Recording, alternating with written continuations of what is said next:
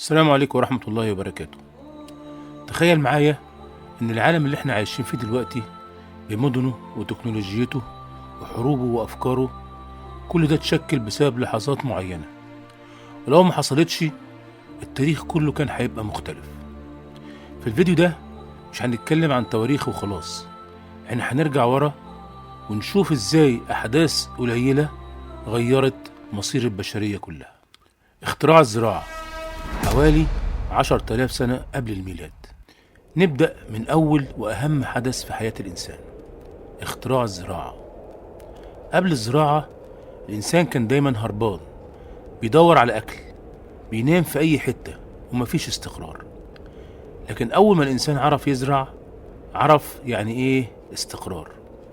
ومن هنا بدأت القرى، وبعدين المدن، وبعدين ظهرت السلطة والفلوس والحروب.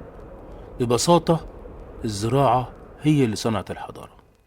اختراع الكتابة حوالي 3200 سنة قبل الميلاد، سومر.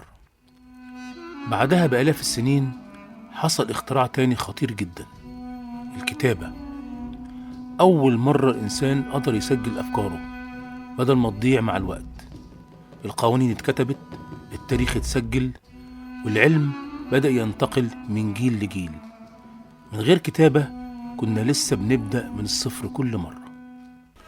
قيام أولى الحضارات الكبرى زي الحضارة المصرية وحضارة بلاد الرافدين والحضارة الصينية وحضارة وادي السند، مما أدى إلى نشأة الدولة والقانون والجيش والهوية الثقافية. ظهور الديانات الكبرى، ومع الحضارات ظهرت الديانات الكبرى، اليهودية والمسيحية والإسلام. الديانات ما غيرتش بس معتقدات الناس، دي غيرت شكل الدول والحروب والقوانين والأخلاق. الإسلام مثلا في أقل من 100 سنة غير خريطة العالم بالكامل. سقوط الإمبراطورية الرومانية 476 ميلادية. نروح بعد كده لحدث شكله بسيط لكنه دمر عالم وبنى عالم جديد، سقوط الإمبراطورية الرومانية، اللي بسقوطها أوروبا دخلت العصور الوسطى والعالم اتقسم بشكل مختلف سياسيا واقتصاديا. اختراع الطباعة 1450 ميلادية عن طريق العالم جوتنبرج. وبعدين جاء اختراع ممكن نعتبره أخطر من السلاح، وهو الطباعة. الكتاب بقى في ايد الناس، مش حكر على الكنيسة أو الحكام. العلم انتشر والوعي زاد، وبدأت الثورات الفكرية، بمعنى الطباعة هي انترنت العصور القديمة. اكتشاف العالم الجديد 1492 ميلادية.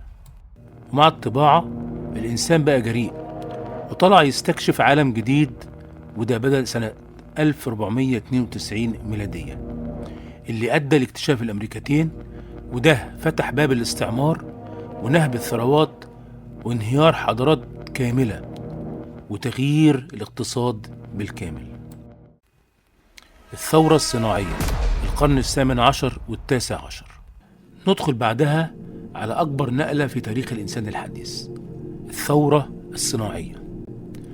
تغيرت طريقة العمل بالكامل، الإنسان بقى بيشتغل بالمكنة مش بإيده. كمان ظهرت المدن الضخمة والمصانع اللي أدت إلى ظهور التلوث، لكنها كمان أدت إلى ظهور قوة اقتصادية مرعبة، وده أدى إلى ظهور الحروب، لأن طول ما في تنافس صناعي وحب السيطرة هتظهر الحروب. الثورة الفرنسية سنة 1789 ميلادية. ومن رحم الظلم انفجرت الثورة الفرنسية. لأول مرة الناس بتقول بصوت عالي الحرية، المساواة، العدالة. أفكار غيرت شكل العالم السياسي كله، وأدت لانتشار مفاهيم التحرر والمواطنة وإلهام الثورات حول العالم. الحرب العالمية الأولى من سنة 1914 لسنة 1918. القرن العشرين كان دموي. الحرب العالمية الأولى أدت إلى سقوط 4 إمبراطوريات وإعادة رسم خريطة العالم. الحرب العالمية الثانية من سنة 1939 لسنة 1945. الحرب العالمية الثانية كانت الكارثة الأكبر في التاريخ، أدت إلى أكثر من 70 مليون قتيل، ولأول مرة الإنسان يستخدم السلاح النووي، كما أدت إلى تأسيس الأمم المتحدة وصعود أمريكا والاتحاد السوفيتي. الثورة التكنولوجية والإنترنت. ومن وسط الخراب ظهر عالم جديد، عالم بلا حدود، عالم التكنولوجيا والإنترنت.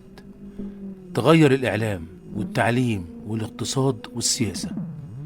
العالم بقى قرية صغيرة، وده أدى إلى ولادة الذكاء الاصطناعي. المعلومة بقت أقوى من الرصاصة، وده يعتبر أكبر تحول في التاريخ منذ اختراع الكتابة. جائحة كورونا 2020، وآخر ضربة تاريخية شفناها بعينينا جائحة كورونا.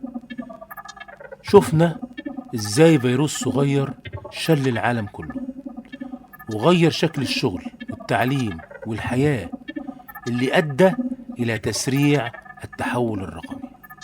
في الآخر ده يخلينا نسأل سؤال مهم: هل التاريخ بيصنعه الأقوياء، ولا اللحظة، ولا الفكرة، ولا الصدفة؟ قول لنا في التعليقات. ولو عجبك الفيديو ما تنساش تعمل لايك وشير واشتراك في القناة علشان يصلك كل جديد. سلام عليكم.